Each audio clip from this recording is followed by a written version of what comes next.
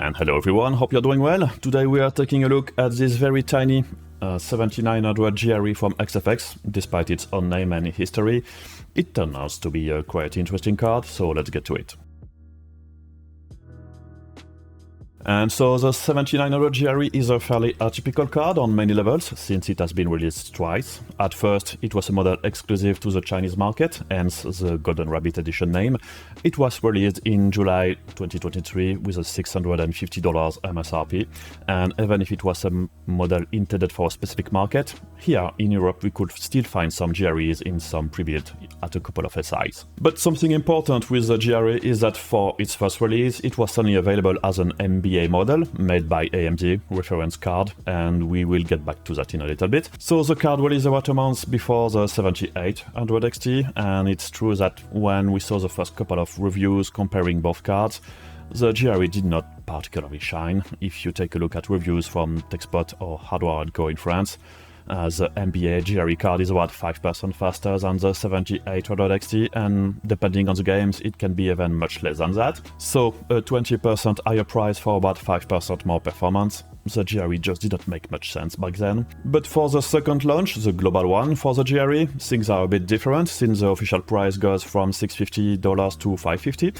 and we also get custom cards, and whether for cooling or performance, it matters a lot here, because if we take a look at the card we are testing today, the 7900 GRE from XFX, we have a GPU frequency of around 150 MHz more than the MBA model, and also higher power limits. Which means that depending on the GRE model you are going to buy, you may have more or less performance, and the difference with the MBA model may be more or less huge. And this XFX model has frequencies that are similar to the Nitro Plus from Sapphire or Red Devil from Power Color. But one of the questions is, why did AMD suddenly decide to release this 7900 GRE worldwide more than 6 months after the Chinese release? Well, I think this is largely in answer to the release of the 4070 Super, which is clearly the card that offers the best price to performance ratio from Nvidia currently, at least in Europe, since as we saw during its review, the 4070 Super performs pretty close to the old 4070 Ti, and it's also more powerful than a 7800 XT in both raster and ray tracing. For higher price, of course, but Nvidia cards will always cost more than AMD cards, but the 70 Super is more competitive than the base 4070 was and still is. But anyways, what is a 7900 GRE? Well, if we look at it in terms of specs and compare it to the 7800 and 7900 XT, we can see that it's in a bit of a weird spot. The GRE is based on Navy 31, while the 7800 XT is using Navy 32. So both cards use RDNA 3M chiplets. So we have a large chip with the compute units, the GCD, and around it we find a bunch of smaller chips which contain the memory controllers and L3 cache, which are the MCDs. So for example, on the full Navy 31 of the 7900 XTX, we get 1 GCD and 6 MCD of 64 bits and 16 meg of L3 cache each. So 6x64, 3084-bit bus, and 16x6, 96 meg of L3 cache. On the 7900 XT, there is a disabled MCD, and therefore 5x64 and 6x16, 300-bit bus, and 80 meg of L3 cache. And for the 7800 XT and the 7900 GRE, we have 1 GCD and 4 MCDs. For the 7800 XT, it's the full Navy 32 configuration, but for the GRE, it's Navy 31 with 2 disabled MCDs. And so for these two cards, that makes it a 256-bit bus and 60 meg of L3 cache. We then find 80 compute units for the GRE, 60 on the 7800 XT and 84 for the 7900 XT. And if we only look at those specs, we can be tempted to think that the GRE should be much more powerful than the 7800 XT, given that there is so much more compute unit on it. So why is there so little difference between them in the end? Well, already in terms of GPU frequencies, the GRE is almost 200 MHz below the 7800 XT and 150 less than the 7900 XT. And as we saw just before, the biggest cut is on the memory subsystem, since we go from a 320-bit bus on the 7900 XT to a 256-bit bus for the GRE and 7800 XT. So in terms of bandwidth, we lose a lot, and on top of that, for the GRE, AMD chose some pretty slow GDDR6, since it's using 18 gigabits per second Radeon chips, compared to 20 for the 7900 XT and 19.5 for the 7800 XT. And let's also not forget that we get less L3 cache for the GRE compared to the 7900 XT, and also a lower power limit with 260 watt, which is almost the same as the 7800 XT, but 40 watt less than the 7900 XT. And if we do a recap here, a big cut on bandwidth and cache, lower frequencies, lower power limits. That's a pretty crippled down Navi 31 in the end, and it brings us quite close to the full Navi 32 of the 7800 XT in the end. And in some ways, it reminds me of the 4070 Ti Super, which we hoped will be much closer to the 4080 than what we ended up getting with how much the AD103 chip got crippled. And from this point of view, I would say that the 7900 GRE and 4070 Ti Super are pretty unbalanced cards.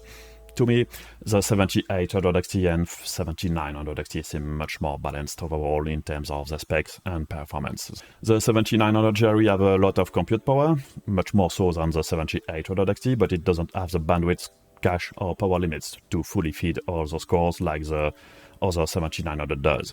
So that's for the NBA 7900 GRE, but remember here we are on a custom model with both higher frequencies with a GPU boost to 2391 MHz, and that about match the frequencies of the 7800 XT and 7900 XT, but also higher power limits since the XFX card consumes around 290 watt on the load. Also, one of the big criticisms that was made at the time of the global release for the 7900 GRE was the VRAM frequencies, since the GRE is lacking in bandwidth with its slower GDDR6 and reduced memory bus. We hoped to be able to overclock it at a higher level than the base 2250 MHz, but there was an artificial limit driver-wise with a max OC for the VRAM of 2316, which left almost no margin to increase bandwidth. Because, well, even if increasing GPU frequencies is very good for a lot of games, we also know that the GRE would benefit a lot from higher RAM speeds. And according to AMD, the limitation in the drivers for the OC was a bug. Well, a bug on a product that was 6 months old.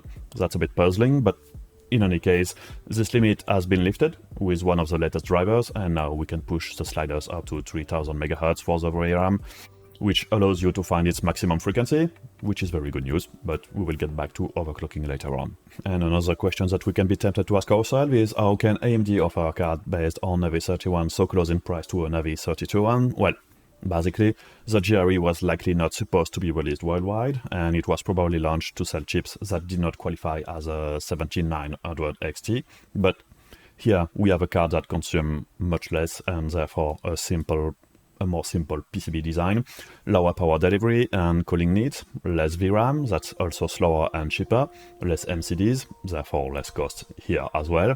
So all in all, a much cheaper card than a 7900 XT.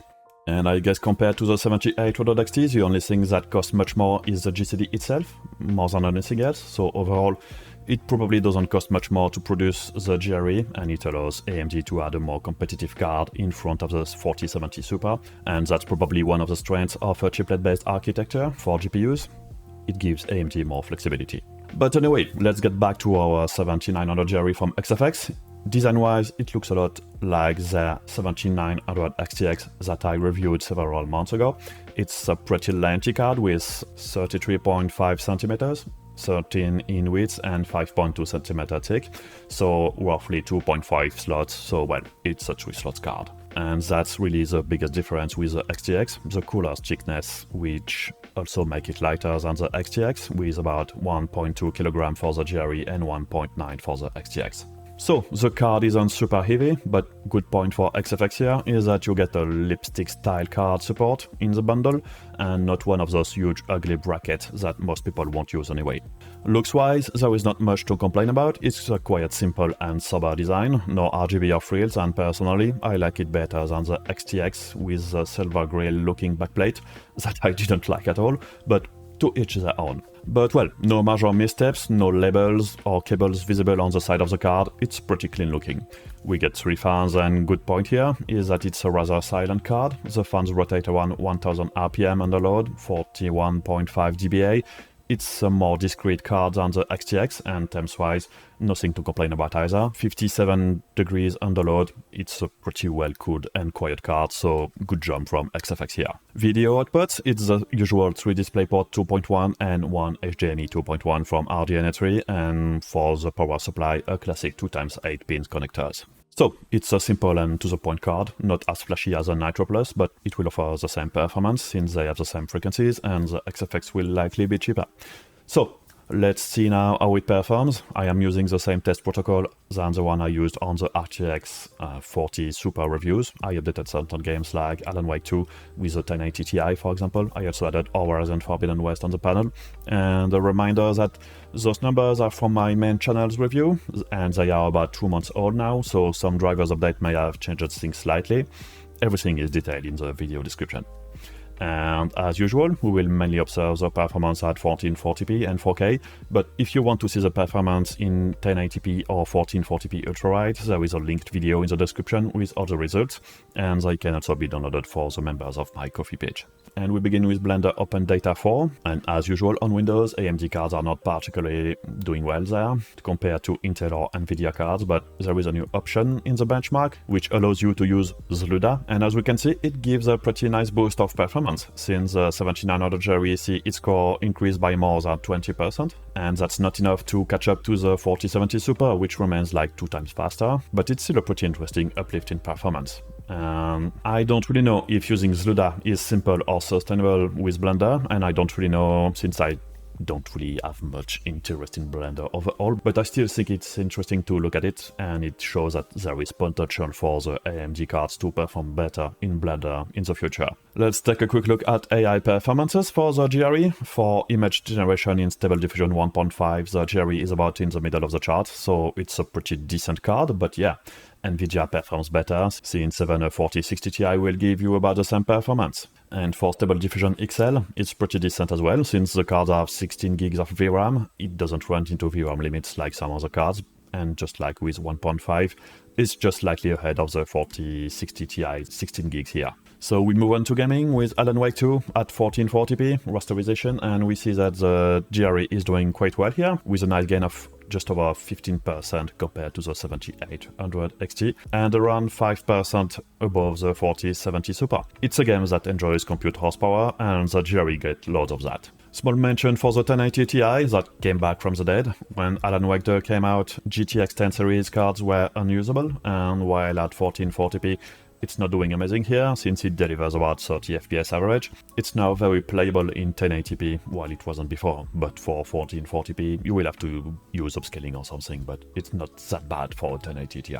And at 4K, the card struggled a bit more, since we are below 60 FPS average, but the GRE maintains its lead of about 15% on the 7800 XT and almost 5% over the 4070 Super.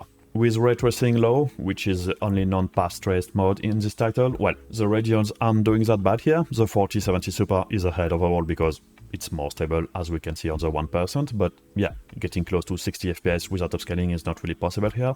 And at 4K, it's a bloodbath. No GPU can reach 60 FPS natively, and that's without path tracing, so very difficult game to run. Moving to an easier game to run, Assassin's Creed Mirage, and here we see that the 7900 GRE is on par with the 7800 XT, so it's a game where the memory bandwidth seems to matter more. The 4070 Super is also more or less on the same level of performance. At 4K, it's the same thing, the 4070 Super remains slightly ahead, and the GRE and the 7800 XT are tied. So, while on Alan Wake 2 we had a gap of around 15% between the GRE and 7800 XT, here it's clearly not the case, which means that depending on the game, the gap between both cards can be significant, just like it can also be non-existent. We continue with Avatar Frontiers of Pandora, and it's a game where the GeForce have a clear lead, since here the 7900 GRE does barely better than the basic 4070, but the GRE is still 12% above the 7800 XT here. And at 4K, the 7900 GRE ends up just between the 4070 and the 4070 Super, and maintains a small lead over the 7800 XT. Cyberpunk 2077 now. In raster we find the GRE around 5% above the 4070 Super and not far from 10% above the 7800 XT, which is pretty good. At 4K the difference remains more or less the same, even if once again without upscaling we cannot reach 60 FPS average outside of 4080 type of cards. With ray tracing on the other hand it's another story, since the 4070 Super leads here by around 40%, but the GRE is 20% above the 7800 XT, which is pretty good. And I guess it's mostly thanks to the huge compute units difference here, since the RT core scales with them. Regardless, performance-wise, we are below 60 FPS for all the cards without upscaling, so it's not exactly amazing anyway. At 4K with ray tracing now, well, not wasting much time here on the results, because it's totally unplayable on most cards without upscaling. Even the 4090 is struggling here. Horizon Forbidden West now. AMD cards used to do better than GeForce when the game released, but since Nvidia updated their drivers and added a resizable bar profile, now they are pretty much on par, but the GRE is still 12% above the 7800 XT. And at 4K, the gap with the 7800 XT is close to 15%, so that's a pretty nice lead in this game for the GRE. Lords of the Fallen, it's an Unreal Engine 5 game, so the title was patched recently and the performance was increased quite a bit for all the cards, and we get pretty much exactly the same performance between the 4070 Super and the 7900 GRE, and a gap of around 10% with the 7800 XT. At 4K, as is often the case, we find more or less the same differences. We are nevertheless slightly below the 60 FPS average, so we will need to use upscaling to get there. Ratchet and Clank now, it's always interesting to test it because it's a very demanding title on memory bandwidth, and it shows here. The GRE here does barely better than the 7800 XT with less than 4% differences, and we find ourselves between the 4070 and 4070 Super. And at 4K, it's pretty much the same. We are around 5% ahead of the 7800 XT, which doesn't change much.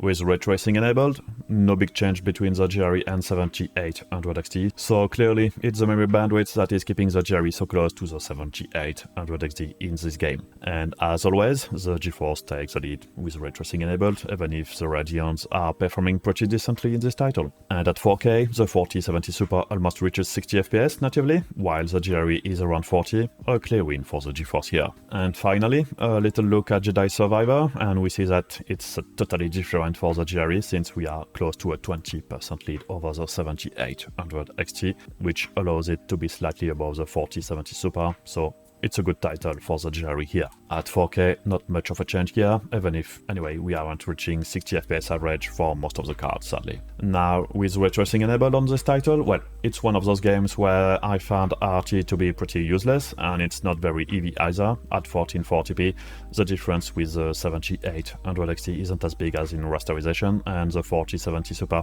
ends up ahead. No big surprise here.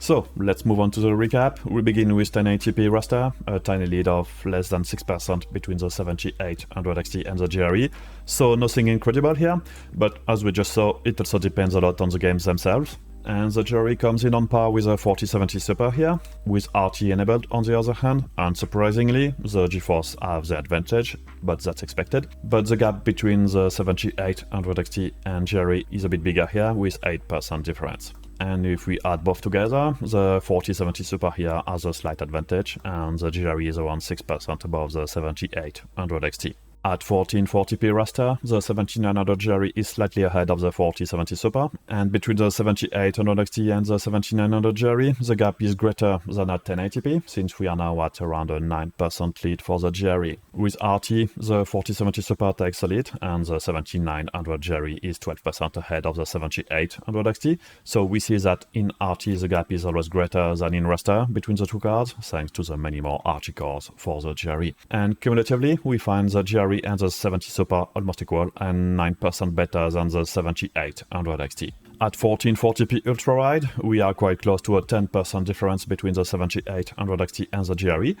The 4070 Super is a few percent behind, but overall we are pretty much in the same performance bracket. And now with ray tracing, it's as usual a win for the GeForce. The GRE widened its lead over the 7800 XT with a 12% lead now. And cumulatively, the GRE and the 4070 Super are neck and neck, and we find around 11% difference with the 7800 XT, so as we go up in in resolution, the GRE keep widening the gap with the 7800 XT. And at 4K, we get about a 11% lead for the GRE over the 7800 XT. The 4070 Super, on the other hand, finds itself more or less halfway between the 7800 XT and the GRE. That's something we have seen in the past. The 4070s tend to lose ground at 4K. With ray tracing on, though, well, not much to say in fact. The GeForce has the lead, but we are so far from the 60 FPS average that you will need to use upscaling no matter the cards you are using here anyway.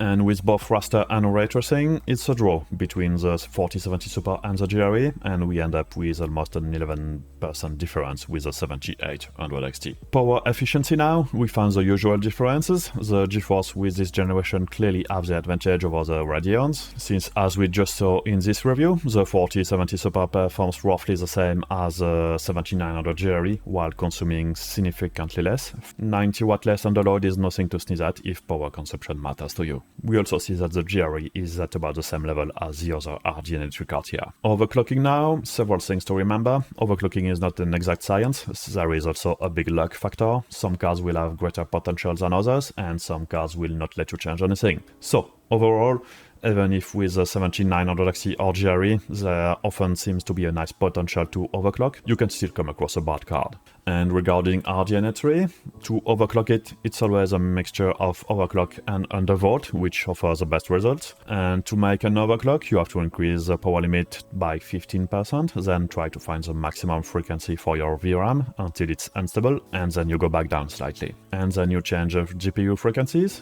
There is a cap of 2803 MHz here, and the goal is then to reduce the voltage until it becomes unstable, and the card will try to reach its maximum boost frequency on its own, since lowering the voltage leaves more power consumption budget to increase the frequency until you hit the limit of the chip. And with the latest drivers, you can now all see the RAM properly. Mine was stable at around 2600 MHz, but at 2650 it was no longer stable, and for the voltage I couldn't go below 950 mV. And as we can see here, it allows you to gain around 6% on Avatar and Assassin's Creed, which is not bad at all when you know that basically it's already an overclocked card with roughly 5-6% better performance than the NBA model. So compared to an NBA 7900 GRE, we are roughly 10% ahead, which is quite nice. And it allows you to get closer to the 7900 XT and be around 15% above the base 7800 XT, even if, yes, you can also overclock the 7800 XT to reduce the gap.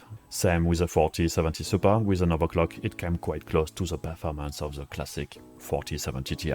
So even if there is a nice potential for the GRE, which is slightly above most other GPUs, I wouldn't say that it's all that crazy either here, especially with the RAM overclock. I saw on some forums that for some people it was difficult to reach 2500 MHz, so 2600 and above is not guaranteed at all. And as is often the case, if you enjoy overclocking and want to try your luck, why not? But don't buy the card thinking that all of them will get you 15% more performance with an overclock. As usual, get the card if you like its bad performances. Overclocking is a bonus, but nothing is guaranteed. So, in short, the 7900 GRE, I admit that for the first 6 months of its life, I did not have much interest in it. It was barely better than the 7800 XT for much more money, which wasn't exactly exciting. But it's true that since its worldwide release, with its price drop and arrival of custom models, and now more headroom to overclock, the card became much more interesting. With an official price of $550 and 610 euros in Europe, the card makes more sense since it's now at the same price as a 4070, while offering 4070 Super level of raster performance. So if we look at the cost per frame at USD MSRP to avoid currency fluctuations, the 7900 GRE is more or less at the same level as the 7800 XT, which isn't bad at all, since 7800 XT was one of the best. But since its release in Europe, we saw the 7900 GRE quite often on sale around 550 euros, or even sometimes a little less, and it can be found under 600 euros most of the time. And yeah, at around 550, it's a pretty good price, but comparing it to the 7800 XT, the choice remains complicated. You get roughly 10% more performance for 10% more price, so there is no real bad choice between the two cards. It mostly ends up depending on your budget and if there is a good deal for one or the other while you are shopping for the card. So, as a competitor to the 4070 Super, it's not bad at all, given that if we take the overall performance, the two cards are pretty much at the same level, but the GRE have 16 gigs of VRAM, which is a plus, while also being cheaper. But well, in the end, it's more or less the same dual that we had between the 7800XT and 4070 before. Everything will depend on if you have a preference for one brand or the other, and if you need certain features from Nvidia or not. Whether it's for production work, DLSS, RTX, HDR, streaming, or if power consumption is important for you, going for the 4070 Super over the GRE totally makes sense, even if it's a bit more expensive and with 12 gigs of VRAM instead of 16. And it's more the basic 4070 that's in a difficult spot now. It's often more expensive than the GRE here, and it was already a rough matchup with the 7800XT before. And I really think it needs to drop in price at around 500 euros here, since as it stands, it really don't make sense to get a 4070 rather than the 4070 Super if you want an Nvidia card outside of a really strict budget limit, or if you get a really good deal on the 4070. And overall, I think the GRE is a very good card. It's not going to change the market much, but it gives another potentially interesting option depending on the price you find it at. The GRE is pretty much a 6950 XT, just like the 7800 XT is almost a 6900 XT for a little less money. It's not a bad choice if you need a car now, but is it a good time to upgrade? Well, if we believe that this level of performance on the next generation will go one tier lower, so more or less 7700 XT 4060 Ti level, aside of a really big surprise, we should see 7900 GRE 4070 Super level cards at about $400 euros in about a year, which will make sense. So it's up to you to see if it's worth it to put the extra $150 euros now, or if you can wait a bit longer. That's up to you. I would say that the only unknown is whether AMD or Nvidia will be a little more aggressive on the next generation or not price-wise. Personally, I think they should, and this is my optimistic side, because I think they have to offer something more attractive than now, since the PS5 Pro should also be out. And even if it's an indirect competitor, it's still a choice some gamer will pick instead of upgrading their computers. So I think they have to get something interesting in front of it. But on the other hand, I don't really see why they would actually bother unless they really have to. So aside of maybe Intel, which could offer a card at this level of performance for less money, I don't really have much hope that AMD or Nvidia will be much more aggressive than on this actual generation. And that's it for me. As usual, if you liked the video and want to support the channel, the usual YouTube stuff, and if you want to support me directly and allow me to buy stuff like the 7900 GRE here, there is a Ko-fi page, and thanks to all the contributors, it helps a ton, and it's thanks to them that I could do this review here. And I will see you very soon for some other videos. Take care of yourself. Bye.